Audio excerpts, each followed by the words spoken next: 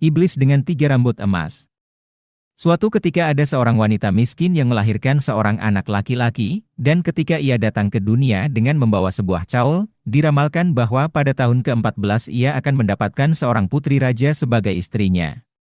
Tidak lama kemudian raja datang ke desa, dan tidak ada yang tahu bahwa dia adalah raja, dan ketika dia bertanya kepada orang-orang tentang berita apa yang ada, mereka menjawab, seorang anak baru saja lahir dengan kaisar. Apapun yang dilakukan oleh siapapun yang dilahirkan akan berjalan dengan baik.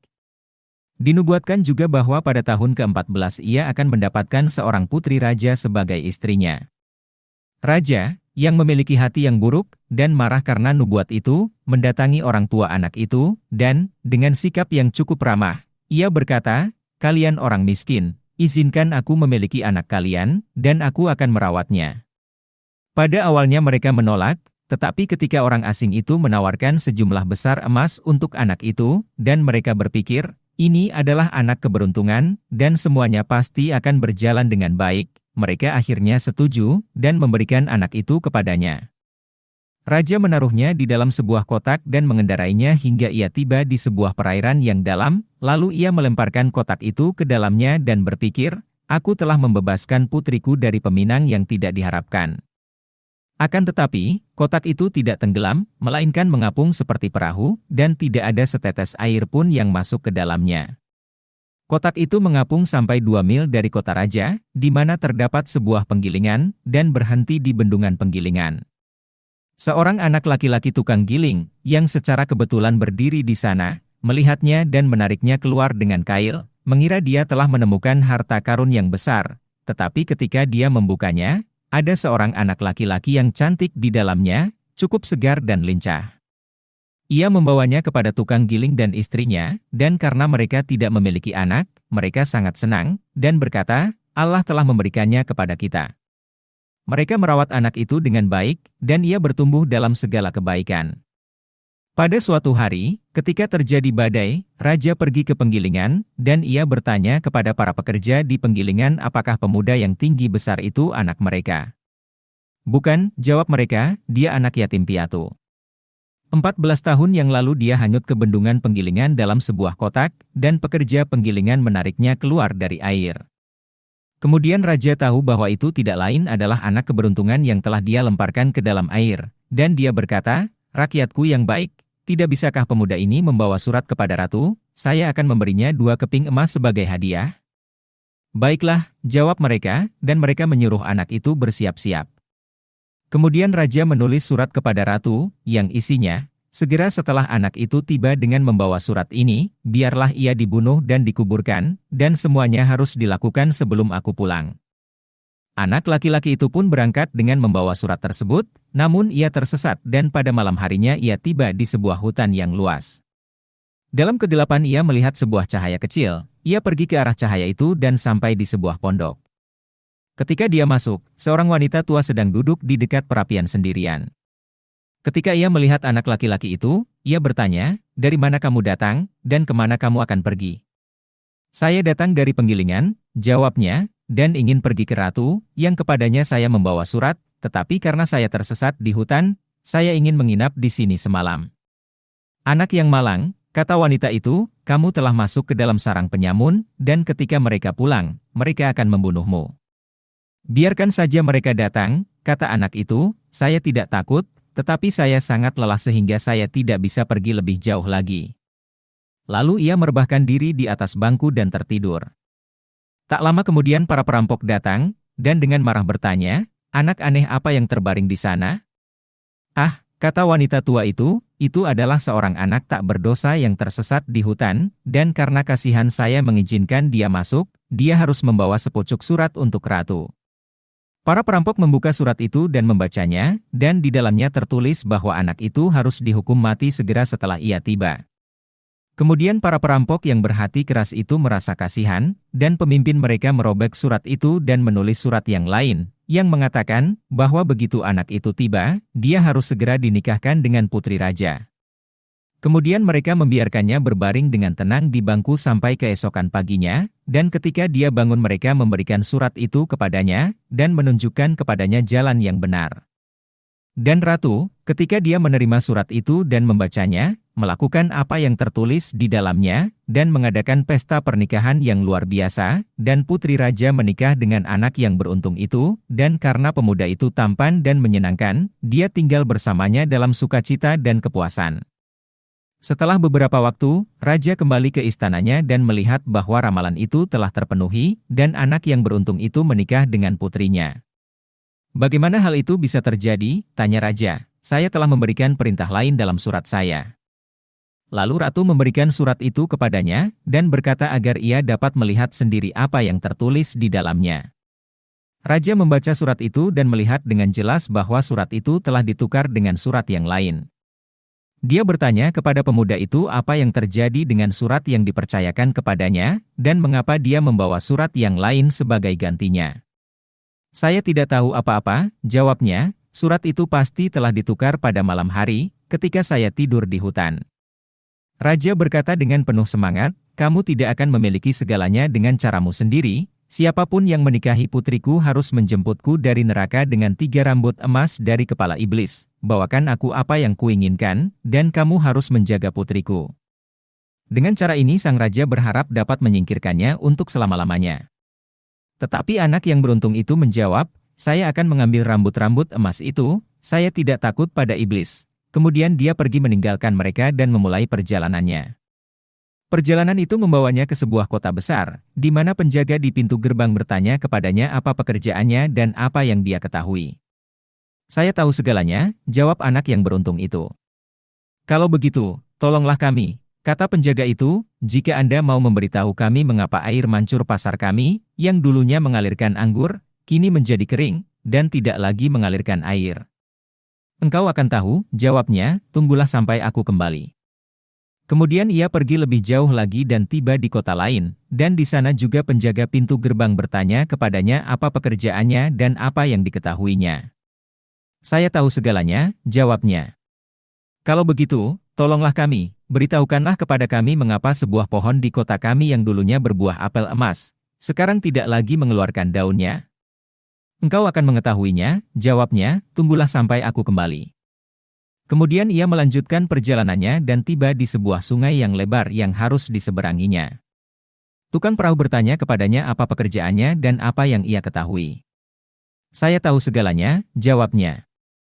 Kalau begitu, tolonglah aku, kata tukang perahu, dan beritahu aku mengapa aku harus selalu mendayung ke depan dan ke belakang, dan tidak pernah terbebas. Engkau akan tahu, jawabnya, tunggu saja sampai aku kembali. Ketika ia telah menyeberangi air, ia menemukan pintu masuk ke neraka. Di dalamnya berwarna hitam dan jelaga, dan iblis tidak ada di tempat, tetapi neneknya sedang duduk di sebuah kursi besar. Apa yang kamu inginkan? Tanya nenek itu kepadanya, tetapi ia tidak terlihat begitu jahat. Saya ingin memiliki 3 helai rambut emas dari kepala iblis, jawabnya, jika tidak, saya tidak dapat mempertahankan istri saya. Itu adalah permintaan yang bagus, kata wanita itu, jika iblis pulang dan menemukanmu, maka nyawamu akan melayang, tetapi karena aku kasihan padamu, aku akan melihat apakah aku bisa membantumu. Dia mengubahnya menjadi seekor semut dan berkata, merayaplah ke dalam lipatan bajuku, kamu akan aman di sana. Ya, jawabnya, sejauh ini, sangat baik, tetapi ada 3 hal selain itu yang ingin saya ketahui, mengapa air mancur yang dulunya mengalirkan anggur menjadi kering, dan bahkan tidak lagi memberikan air, mengapa pohon yang dulunya berbuah apel emas bahkan tidak mengeluarkan daun, dan mengapa seorang tukang perahu harus selalu berjalan maju mundur, dan tidak pernah terbebas. Itu adalah pertanyaan-pertanyaan yang sulit, jawabnya, tetapi diamlah dan heninglah dan perhatikanlah apa yang dikatakan iblis ketika saya mencabut ketiga rambut emas itu. Saat malam tiba, iblis kembali ke rumah. Tidak lama setelah ia masuk, ia menyadari bahwa udara di sana tidak murni. Saya mencium bau daging manusia, katanya, semuanya tidak beres di sini. Kemudian dia membongkar setiap sudut, dan mencari-cari, tetapi tidak menemukan apapun. Neneknya memarahinya. Ini baru saja disapu, kata neneknya, dan semuanya sudah beres, dan sekarang kamu mengacaukannya lagi, kamu selalu mendapatkan daging manusia di hidungmu. Duduklah dan makanlah makan malammu. Setelah makan dan minum, ia merasa lelah, dan merebahkan kepalanya di pangkuan neneknya, dan tak lama kemudian ia tertidur lelap, mendengkur dan terengah-engah. Kemudian wanita tua itu memegang sehelai rambut emas, mencabutnya, dan meletakkannya di dekatnya. "Oh," teriak iblis, "apa yang kamu lakukan?" "Saya bermimpi buruk," jawab nenek itu, "jadi saya memegang rambutmu." "Lalu, apa mimpimu?" tanya iblis. "Aku bermimpi bahwa air mancur di pasar yang dulunya mengalirkan anggur menjadi kering, bahkan tidak ada air yang mengalir darinya. Apa penyebabnya?" "Oh, ho. Jika mereka tahu," jawab iblis, "ada seekor katak yang duduk di bawah batu di dalam sumur itu, jika mereka membunuhnya, maka airnya akan mengalir lagi." Dia tidur lagi dan mendengkur hingga jendelanya bergetar. Kemudian dia mencabut rambutnya yang kedua. "Hah? Apa yang kamu lakukan?" teriak iblis dengan marah. "Jangan sakit hati," katanya, "saya melakukannya dalam mimpi." "Apa yang kamu mimpikan kali ini?" tanya iblis. "Saya bermimpi bahwa di sebuah kerajaan ada sebuah pohon apel yang dulunya menghasilkan buah apel emas, tetapi sekarang tidak menghasilkan daun. Menurut Anda, apa alasannya?" "Oh, seandainya mereka tahu," jawab iblis. "Seekor tikus sedang menggerogoti akarnya, jika mereka membunuhnya, mereka akan mendapatkan apel-apel emas lagi. Tetapi jika tikus itu menggerogoti lebih lama lagi, pohon itu akan layu. Tapi tinggalkan aku sendiri dengan mimpimu, jika kamu menggangguku dalam tidurmu lagi, kamu akan mendapatkan sebuah kotak di telingamu."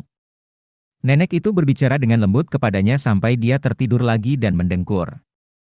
Kemudian dia memegang rambut emas ketiga dan menariknya keluar. Iblis itu melompat, meraung-raung, dan akan mencelakainya, tetapi nenek itu menenangkannya sekali lagi dan berkata, "Siapa yang dapat menolong mimpi buruk?" "Lalu, mimpi apa itu?" tanya dia, dan cukup penasaran. "Saya bermimpi tentang seorang tukang perahu yang mengeluh bahwa dia harus selalu menyeberang dari satu sisi ke sisi lain, dan tidak pernah dilepaskan." "Apakah penyebabnya?" "Ah, si bodoh," jawab iblis. "Ketika seseorang datang dan ingin menyeberang, ia harus meletakkan dayung di tangannya, dan orang lain harus menyeberang dan ia akan bebas." Setelah nenek itu mencabut ketiga rambut emas itu, dan ketiga pertanyaan itu terjawab, dia membiarkan ular tua itu sendiri, dan dia tidur sampai fajar menyingsing. Ketika iblis itu keluar lagi, wanita tua itu mengeluarkan semut dari lipatan bajunya, dan memberikan bentuk manusia lagi kepada anak yang beruntung itu. "Inilah 3 rambut emas untukmu," kata wanita itu. "Apa yang iblis katakan atas 3 pertanyaanmu? Saya kira kamu sudah mendengarnya." "Ya," jawabnya, "saya mendengarnya, dan akan mengingatnya." "Kamu memiliki apa yang kamu inginkan," kata wanita itu, "dan sekarang kamu bisa pergi." Dia berterima kasih kepada wanita tua itu karena telah membantunya dalam kebutuhannya, dan meninggalkan neraka dengan puas karena semuanya berjalan dengan baik. Ketika dia mendatangi tukang perahu, dia diharapkan untuk memberikan jawaban yang dijanjikan. "Ferry, saya menyeberang dulu," kata anak keberuntungan itu, "dan kemudian saya akan memberitahukan Anda bagaimana Anda dapat dibebaskan," dan ketika dia telah mencapai pantai seberang, dia memberikan nasihat iblis kepadanya, "Lain kali jika ada orang yang ingin diseberangkan, letakkan dayung di tangannya." Ia melanjutkan perjalanannya dan tiba di kota di mana terdapat pohon yang tidak berbuah, dan di sana juga penjaga itu menginginkan jawaban. Maka ia memberitahukan kepadanya apa yang telah didengarnya dari iblis, "Bunuhlah tikus yang menggerogoti akar pohon itu, maka pohon itu akan berbuah lagi." Lalu penjaga itu berterima kasih kepadanya dan memberikan 2 keledai yang syarat dengan emas, yang mengikutinya. Akhirnya ia sampai di kota yang sumurnya kering.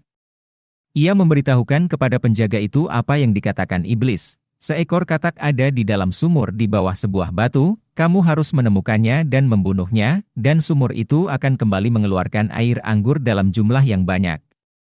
Penjaga itu berterima kasih kepadanya, dan juga memberinya 2 keledai yang syarat dengan emas.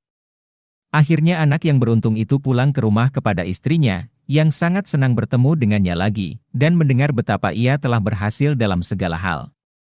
Kepada raja ia membawa apa yang dimintanya, yaitu 3 rambut emas iblis, dan ketika raja melihat keempat keledai yang syarat dengan emas, ia merasa puas, dan berkata, "Sekarang semua persyaratan telah terpenuhi, dan Anda dapat menjaga putri saya. Tapi katakan padaku, menantuku, dari mana semua emas itu berasal? Ini adalah kekayaan yang luar biasa." Saya mendayung menyeberangi sungai, jawabnya, dan mendapatkannya di sana. Emas itu berada di tepi pantai, bukan di pasir. Bolehkah saya mengambilnya juga, kata raja, dan ia sangat ingin mengambilnya. Sebanyak yang Anda suka, jawabnya. Ada seorang tukang perahu di sungai, biarlah dia menyeberangkanmu, dan kamu bisa mengisi karungmu di seberang sana. Raja yang serakah itu berangkat dengan tergesa-gesa, dan ketika sampai di sungai, ia memberi isyarat kepada tukang perahu untuk menyeberangkannya.